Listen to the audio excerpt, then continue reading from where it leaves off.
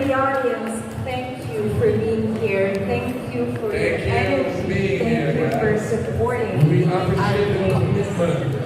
Thank you very much. Thanks for coming. And also, as we'll be presenting our next judges, we have Tambadu, Babalikan. And Rock Science will be starting first. Here you are.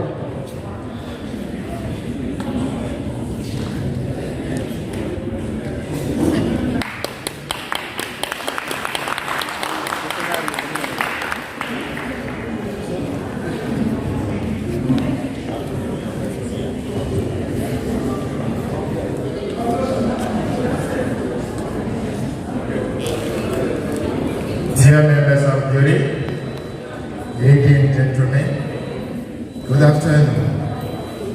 I am Robin Koji from Faculty Science team.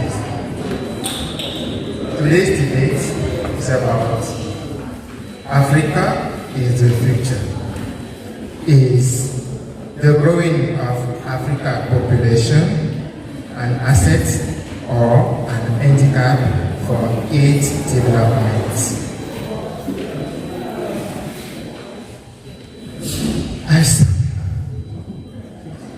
Ladies and gentlemen, I'm so glad to see you so numerous all the time. You stay. Thank you for staying. Because your presence is an asset for this competition. But your absence will be an handicap. This is all our challenge. Now tell me, how many African population is? Who knows? If you know, raise your hand.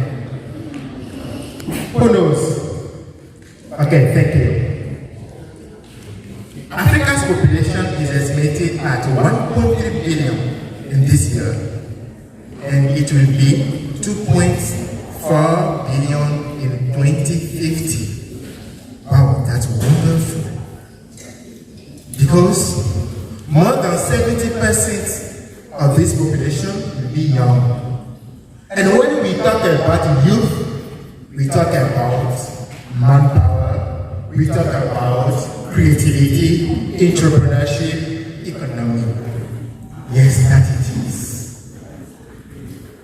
And in this way, several reports from some organizations show that because Africa's population is growing, some countries like Senegal, Ivory Coast, Kenya, Mauritius, and others will see their GDP increase. That's a sign of good economy. Yes, Africa is the future, and we just see it. By coming here, we saw some people make presentation. They was talking about projects. Yes, that it is. Africa is the future because we are the manpower of the world. That's why the big Western companies are ready to come in Africa. They are coming. They're still coming. And all of them will come. Also, we have many investors. You just saw them. They come to invest in Africa because Africa will have the manpower of production. Africa will be the big market for science. Yes, guys. This team, to defend that the growth of Africa's population is an handicap, they could talk about poverty, traffic jam, unemployment. Yes, it is. It's true. But this would be an handicap for African development. Because if you and I, we get up and get down to business, if instead of waiting for our government, we take action, we change things, and then we will live better. And by living better, we allow the other to live better. Because our activity will impact the local economy. In this way, our government could invest in the road building, hospital building that will improve our living conditions. It's also time to review our educational system by creating more suitable training that is on the reality of the markets instead of training for training. Ladies and gentlemen, we are the future. We are young, and after us, there will be other generation.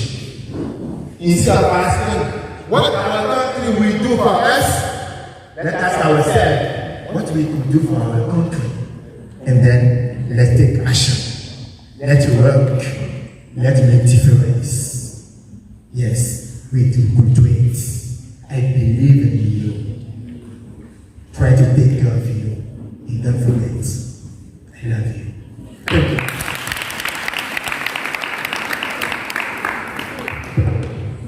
Good evening, everyone. Hello, dear members of the jury. My name is Len Joe, and I'm part of the science faculty. Well, on May 13, 2000, one of the most reputable newspapers in the world, The Economist, dedicated a special headline to Africa. The title was Africa, the hopeless continent. And a decade later, the same Economist dedicated another special headline to Africa. Here is the title: Africa, the hopeful continent, rising Africa. Wow. In the space of a decade, something spectacular happened. There were a deep and quick change here in Africa. The population was growing fast, entrepreneurship and urbanization were booming.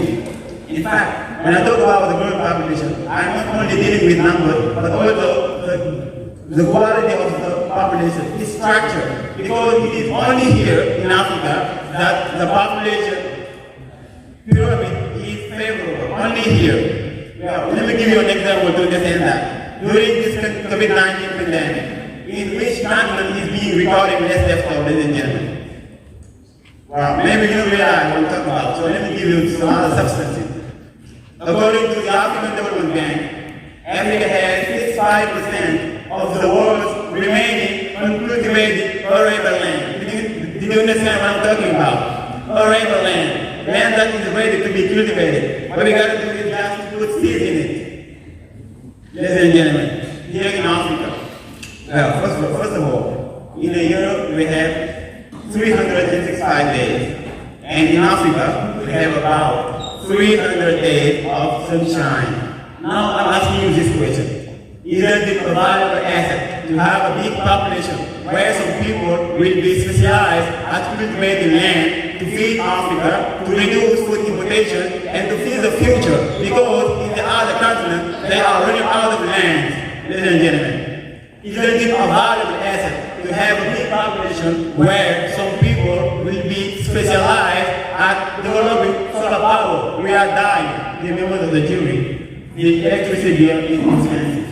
Isn't it a valuable asset to produce solar power to make electricity cheaper?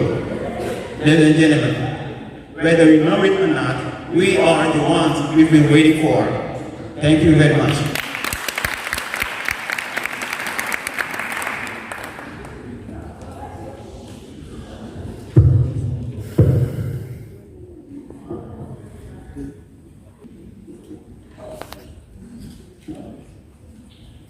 Good afternoon. Good evening, ladies and gentlemen. I would like to start by saying this. Children are a source of joy, not only for the familiar circle, but also for their surrounding, in such a manner that they became riches in many cultures and many religions, in such a way that they are celebrated each year for their birth and during many more events. However, as I am standing to you, I am asking you this question. Are you willing to let your treasure rot in poverty and misery? Nope, I don't think so. And because our society has failed us socially, politically, and economically, I I'm sorry to say this, but our growing population will only be a hindrance, no, a handicap towards the development of Africa. But do not get me mistaken. I, Jopi Diaya Ajibade, as you all, I am young, and we are ambitious. We are ready to face the world and show what Africans are made of. However, the system is hindering us to do so.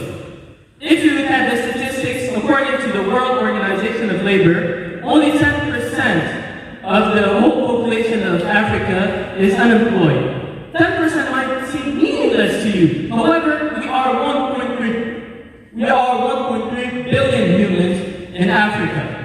And did you know that according to the UN, the youth are unemployed more than 80% compared to the adults.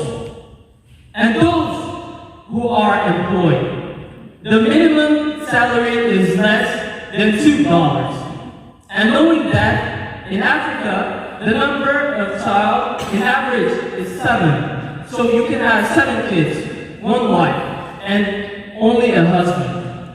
It was taught that only the husband should go out there and seek for money, while the wife is at home, taking care of the children, cooking for the husband and the children.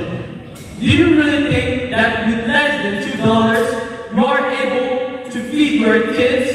Do you really think that with less than $2, you'll be able to give them all the comfort that they need? No. And this is a reality that we can see every day. If you go outside, you can see at noon that there are kids playing around football. And for the most unfortunate ones, they are in the daras. They are sent to the daras because their parents are not able to sustain them. So they are begging outside to just find even food. If this is not a sign that our growing population is not a sign of underdevelopment for Africa, I don't know what it is. Thank you.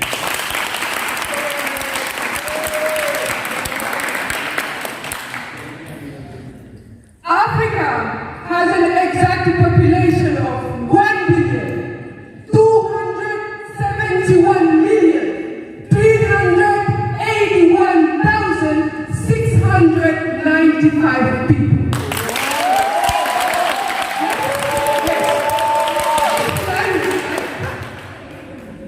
Know that the density in Africa is at 117 people in every square kilometers. 45 people in every square meter. My name is Nafisa Tunyam. I am from the South City, and today I am here to open your eyes and convince you that the growing population in Africa is a handicap for its development. First, because we are poor. People, whether we see it or not, 20% of the African population cannot afford to eat 3 meals a day. They cannot afford to have real, healthy, clean water to drink. Can you imagine spending a whole week and eating twice in 7 days? Well, that's the 20% of this population is living. Second point, Africa is a country where health insurance is a real problem. What do I mean by that? One doctor, people, get ready for this, is for 5,000 people. And that's on average. If you take a country like Sierra Leone, one physician is for, get ready for this one, 100,000 people. Third point, we are in a country where our young generation is not educated. It hurts, and it hurts to accept it, but let's face the reality. Each of us, if we had one opportunity to go to the US and study, we would do it. Why would we do it? Because we don't have the infrastructure, because we don't have the technologies, because our laboratories are poor. Third point, we know that any population that is overpopulated is facing environmental issues, is facing insecurities, because these people adding more and more young generation to what we have already will create insecurities, because they won't be educated, because they won't have a job, because they will live in such an unhealthy situation that will not allow them to develop themselves. So it's clear here that bringing more and more population in this earth is exposing those young generation and kids to poverty, to hunger, to facing a lack of education, to not being able to sustain for themselves. And don't get me wrong, it's not that we cannot do it. It's that we have to face the reality. We have to face what is here. And what is here shows that you can have a full degree and not be employed. You cannot not be exposed in a wrong education and have a job. What will this create for this future? It will create insecurities. It will create people that will be killing others for them to be able to eat, for them to be able to sustain themselves, for them to be able to have a roof. So yes, this growing population in Africa is a handicap for its development. We cannot even handle what we have already. How can we add some more population? How are we going to expose them? In which life are we going to propose them? I'm going to leave you with this thought. If you guys agree on bringing more and more population to this life of insecurity, poverty, lack of education, unemployment, and hunger, I don't. And I wish that you don't too.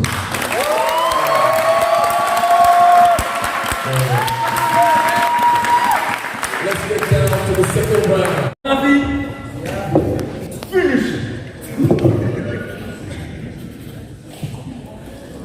Good evening, ladies and gentlemen. Good evening, dear members of the jury, dear audience, dear others. My name is Mohan Bhatti. I'm a student, sophomore student in science faculty. I'm studying physics and chemistry. So, let's talk about something important. Because you said that the population of Africa is growing so high, faster, and that we have 1.3 in Africa. So now, how can it be like an object that leads into poverty? How? That's the question I'm wondering. We have seen the case of China. China is much populous than all Africa combined. Then it's the problem of the growing of the population. It's the problem of leadership. Who are we giving our countries? Don't confuse things. Because those population you're talking about, those young people out there on the countryside, they are not the ones that are deciding of how things are working in the country. They are behind them. It's not their fault. But it's up to us young people to try to see exactly how we're going to see our political ground, how things are working, and use our voice to make things happen. And like, if the population is not growing, what will happen? You will have the native population. And if you want to know the disadvantage of having a native population, go and ask the Japanese. So Japan is a country where it's recorded the highest percentage of people that die because of overwork. The highest percentage. Why? Because they have a lot of population. 10% of the servicemen in Japan are old. And the others, young people, are overused. That's why each year in Japan we have 200 people dying. It's because they are overworking. In Spain, that's the same case happening. Because in Spain, when you're working, they put cameras on you. They don't have enough people to do the job. Is it how we want Africa to be? Why do Germany and Canada open their borders to receive young qualified people from other countries? It's because they have a native population. They need what Africa has. That's why they do that. Let Africa have the potential. These young people, because the majority of African population is young. And this young is you, is I. We are not handicapped, but we get opportunity. We are the ones that can do it. And I'm going to tell you something. There are a lot of young people today investing a lot in SMEs, in entrepreneurship, in ICTs, everywhere. And they say, African people is not educated. So you guys, can you tell me just if one of you here have no better school? We all have skills. We all have the backgrounds. We have ideas. So those, I mean, the Dakar University, the Dakar American University students of science and technology have created food by using plastic bags. And they are an example of youth that are doing things for the country. Today, they defend the country. What you're doing can be helpful to Senegal, can be helpful to us, can be helpful to all of Africa. But this, what you're defending is the contrary of what you're doing. I appreciate a lot what you're doing, but not what you're defending. I'm doing this today. So in Africa, we have a lot of natural resources. Everywhere you go in Africa is full of natural resources. But we need enough human resources to exploit those natural resources. So some studies have shown that Africa is like the unexploited continent, yet there are a lot of things to do. I'm not an handicap, you're not an handicap, and we have to work for the coming generation. Let them grow and all together we'll make the job. Thank you.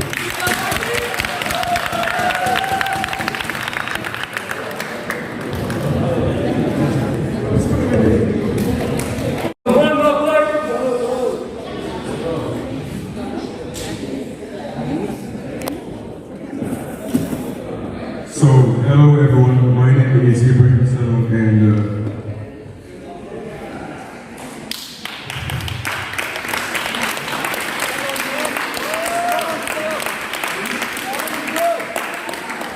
so now check this out, how this is interesting. I've lost 15 seconds of my time. So everyone knows that this is a handicap for me, right? But now the way I'm talking about it, I have everyone's attention. So I try to turn it into a lesson. That's what we call the Mandela effect. That's what they've been trying to do for the past couple of minutes. So keep that in mind. Now, what is the Mandela effect? I'm glad they used it. It was the fact that China was a developed country because of their population. And it was not the case of Japan because the population of Japan is actually dying. Now, the question everyone is asking themselves, did China develop themselves due to their population? No, they did not. The population of China was a factor. You can check everywhere in the internet that there were only two main advantages to this population that was actually a factor. A factor can be positive or negative. And I think the facts that normally should know since they're in scientific school. So the first thing is that they made themselves on a good education system, something that we don't have in Africa. And the other thing is that they joined an economic trading union back in 1970. That's how they actually became one of the most economic countries in the world. Now, to answer this question, let's go by the pillars of science. And the first pillar I'm going to use is economy. Every year, the GDP of Africa is decreasing by 2.6% according to UN. In 2100, we lost $8 trillion. First. Two, every year, we know that Africa is an importing country. We import food as $49 billion. So by 2100, we would lose 4,400 trillion United States dollars. Now, how amazing this is, for everyone, I'm going to talk in French, it would be 2 milliards of francs CFA that we have to copy within just 80,000 years. How this is impossible, the United States and China have never been able to do so. In this last one. Talking about politics, we know that the continent of Africa is a country where people are Muslim and Christians, right? So, when it comes to Muslims, there's this religion that tells them to work persistently. This is the first thing. So people will be trying to work, but the problem of unemployment in Africa, mixed with the things that are spiritual, would make people go into survival mode. And when you go to survival mode, you're trying to do all your best to have the means, which is then why we have a high crime rate. And this is not linked with poverty, like you just said. Hell no, I'm going to show you why. On one hand, we have the richest country of Africa, Nigeria.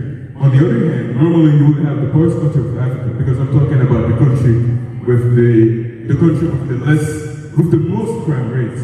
But the thing is that it is still Nigeria. So the richest country has actually the highest crime rate. So this is what we call proof by contradiction. So this is completely false. And the third thing I'm going to talk about is health and social. Now in Gabon, the thing they have is that they have 6 beds for 1,000 people if they're sick, and this has a link with high crime rate. So if you have 6 beds, it's for 1,000 people. Now if this seems like very low, then know that it's the highest rate in all Africa. The whole city of Charo could fit in 3 beds if they were back in Mauritania. And they had to fit into 3 beds because we don't have more. So politically, no, we're not innocent. Economically, no, we're not innocent. Health aspect, no, we're not innocent. We're not innocent. Where are we innocent? We're the asset for the others. Because like you mentioned, like Canada, they will take us to work for them. Now as African, I don't think that's innocent. That's agenda.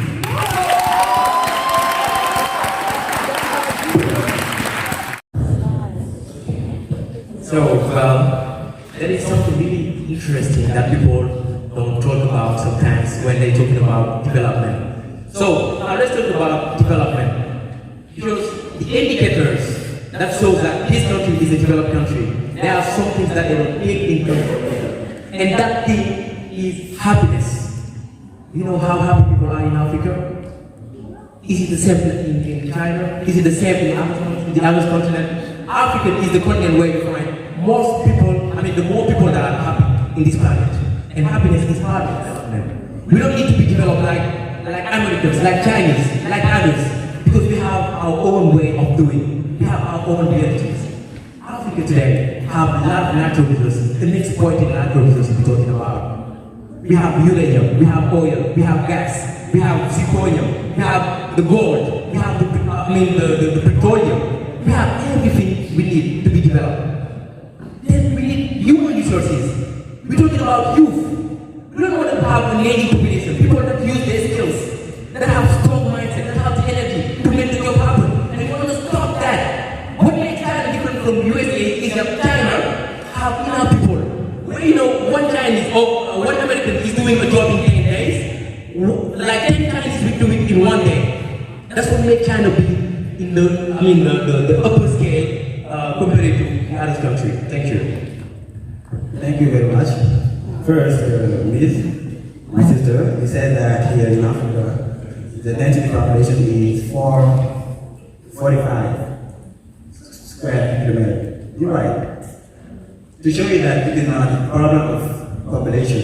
You know, in the European Union, the density population is set at 112. If you don't believe me, you can go and see that in the World Bank website. You can see that. It is not a matter of population, it is a matter of management. Because we do not fix prices. We cultivate and others, the Western and others, they will say, they will buy it for $1, for example. It is problem of management, problem of establishment. And my friend, you said that if you go to Canada, you will work for them. You are right, brain draining is interesting, but you gotta say, brain draining, come back.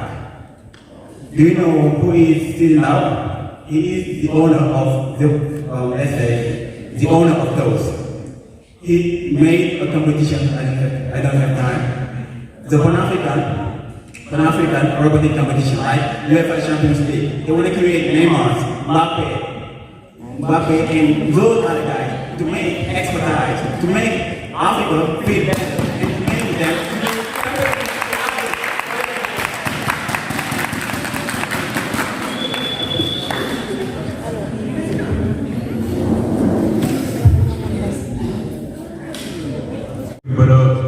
And also everyone's feeling because I've been seeing your face, but they've been completely going off topic. The thing is to prove if Africa's population is an asset or a handicap. So, and the first way they did it is talking about happiness. Now, what is the link with happiness and numbers? Alright, this is the first thing. Now, going back to natural resources. Africa is the richest continent when if it just came about natural resources. But the broad thing about natural resources is that they do not grow anymore. If you have one gold, even if you water it, tomorrow you're still going to have one gold. If you have one set of diamond, you water it, tomorrow you're going to have one set of diamond. So basically, natural resources is something you take and you value. The population of Africa is growing. We'll be 4 billion in 2100, which means that we're growing. Now, if we try to do what they want, is to exploit their big resources and try to sell it or anything else, try just to trade that natural resources, we're going to have money for a limited time, but for a population that is growing forever. Senegal, I would like to remind our opponents that those natural resources are not going to get themselves out of the ground. We need tools to take them out. They mentioned diamonds and petroleum. However, we are not trained to get those out. Like what happened in Senegal, we had to call in others to help us to get out those resources. And this is a problem because as our education is not strong enough, we have the manpower. However, with no education and no means to get those natural resources out of the ground, we cannot do anything. Yes, thank you for mentioning that. I am absolutely right, because messing up the numbers is your thing, and it's very disappointing from the side. 1.5 billion people are not in Africa. We are still in 1.3, just for the fact. So basically, you said that, oh, Sidney, yes, he's an engineer in Nebraska, Lincoln, because he realized that we don't have the education. That's why he went all the way to UNL to study there. Because our education, our technology, our science do not allow us to be great engineers. Second point. If sitting down, as you mentioned, a very humble guy, by the way, grew up here and studied here, he wouldn't be able to have enough health and wealth to be able to build the great school of engineers that we are in. And we would not be able to create anything from there, because that person realized exactly the importance of education and wealth. So people, let's take this in mind. Learning is important.